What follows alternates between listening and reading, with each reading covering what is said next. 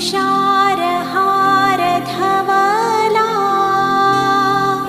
या शुभ्रवस्त्रावृता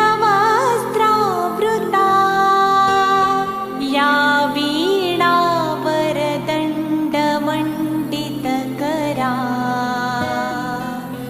या श्वेतपद्मासना